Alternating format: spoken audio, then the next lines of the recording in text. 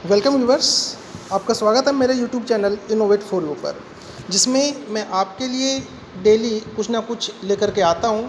आज मैं आपके सोशल साइंस की डेमोक्रेटिक पॉलिटिक्स की एक वीडियो लेके आया हूं। इसके चैप्टर का नाम है पावर शेयरिंग।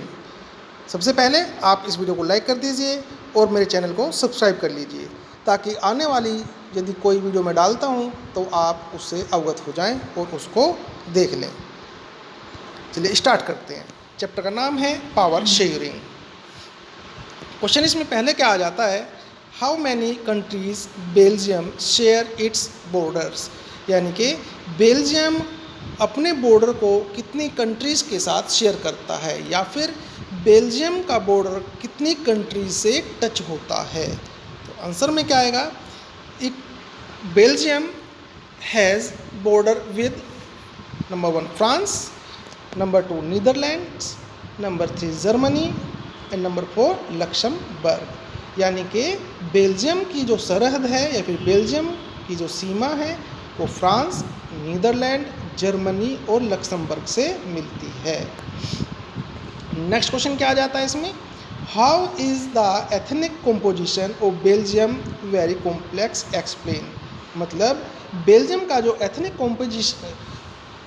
कॉम्पोजिशन है वो इतना कॉम्प्लेक्स क्यों है।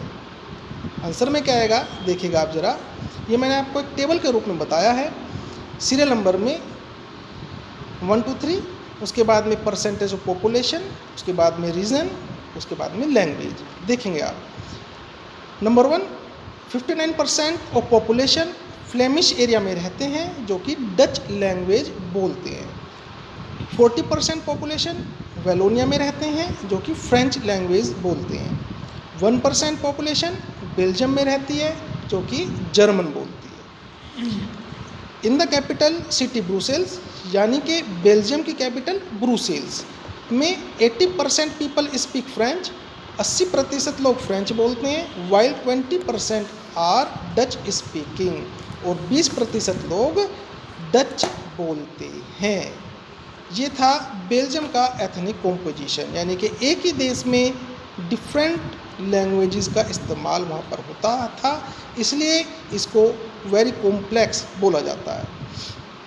यस, नेक्स्ट श्रीलंका की बात करते हैं। Give ethnic communities of Sri Lanka. Answer में क्या आएगा, the ethnic countries communities of Sri Lanka under as. देखिएगा ज़रा ध्यान से। 74% ऑफ द पॉपुलेशन, जिनका मोस्टली रीजन है, जो रिलीजन है उनका धर्म है बुद्धिस्ट है, यानी कि बौद्ध धर्म को मानने वाले हैं, जो कि जिनका सोशल ग्रुप सिंहली है, और जो लैंग्वेज बोलते हैं वो है सिंहाला। नंबर 2 13% हिंदू या मुस्लिम हैं जो कि श्रीलंकन तमिल हैं और वो लैंग्वेज इस्तेमाल करते हैं तमिल। 5% लोग हिंदू या मुस्लिम हैं जो कि इंडियन तमिल ग्रुप से बिलोंग करते हैं और उनकी लैंग्वेज तमिल है। 8% पॉपुलेशन क्रिश्चियन है जो कि क्रिश्चियंस ग्रुप से बिलोंग करते हैं और वो सिंहाला एंड तमिल दोनों बोलते हैं। देखिएगा, ये जो मैं आपको बता रहा हूँ ये हमारा चैप्टर फर्स्ट पावर शेयरिंग में ये बताया गया है कि बेल्जियम और श्रीलंका में एथनिक कॉम्पोजिशन क्या है, यानी वहाँ पर भाषा के आधार पर किस तरीके का समावेश है, वहाँ पर भाषा का क्या बंटवारा हो रहा है। करते हैं इसमें आगे, देखिएगा क्या है। When was Sri Lanka become an independent country. Sri Lanka कब इंडिपेंडेंट कंट्री बना। तो आंसर में क्या आएगा, Sri Lanka emerge as an independent country in 1948, यानी श्रीलंका 1948 में एक इंडिपेंडेंट कंट्री बना।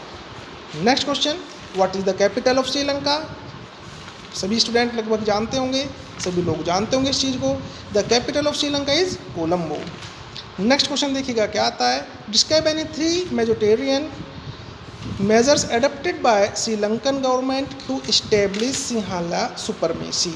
यानी कि श्रीलंकन गवर्नमेंट ने सिंहाला सुपरमेसी को, यानी सिंहाला का प्रभुत्व जमाने के लिए क्या क्या मेजोरिटेरियन मेजर किए।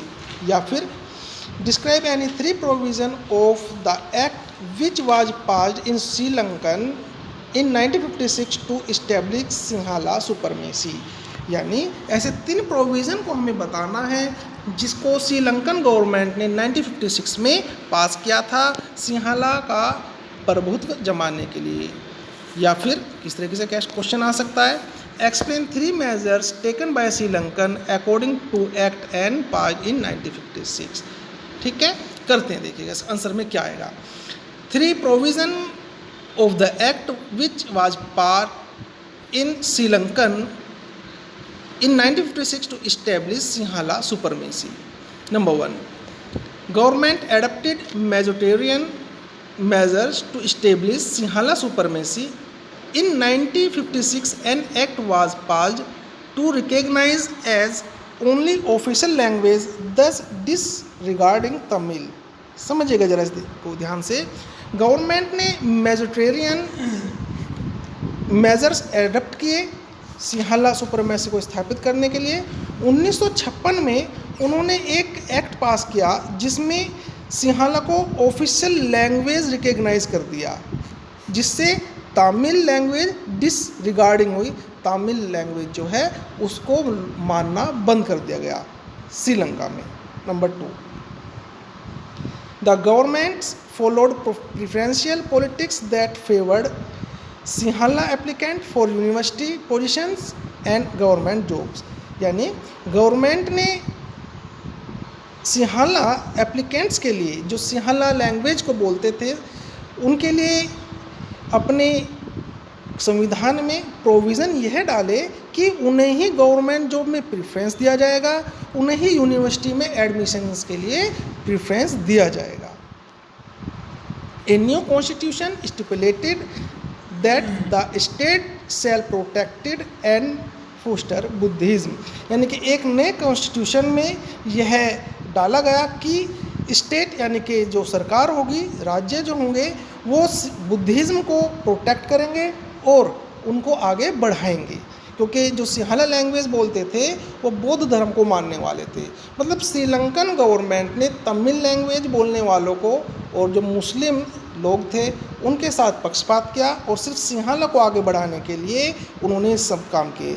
मतलब सबसे पहले तो उन्होंने क्या करा, सिंहाला लैंग्वेज को ऑफिशियल लैंग्वेज डिक्लेयर कर दिया।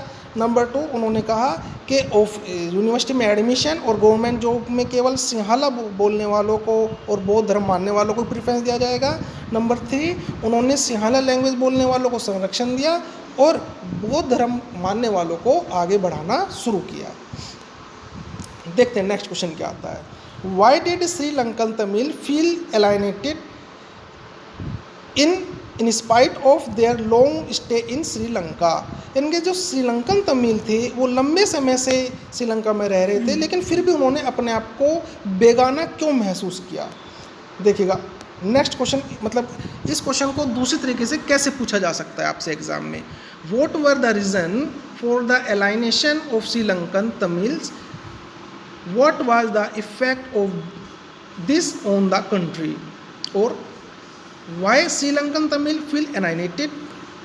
आंसर में देखिएगा, Sri Lankan Tamil feel alienated because, यानी श्रीलंकन तमिल अपने आप को बेगाना महसूस कर रहे थे क्योंकि they said that none of the major political parties led by the Buddhist leaders was sensitive to their language and culture। यानी कि उनको ये लगता था सिंहाला तमिल को, जो सिंहाला में जो श्रीलंका में रहने वाले तमिल लोग थे, उनको ये लगता था कि जो बौद्ध धर्म के लीडर्स हैं वो उनकी कल्चर और उनकी लैंग्वेज के लिए बिल्कुल भी गंभीर नहीं है।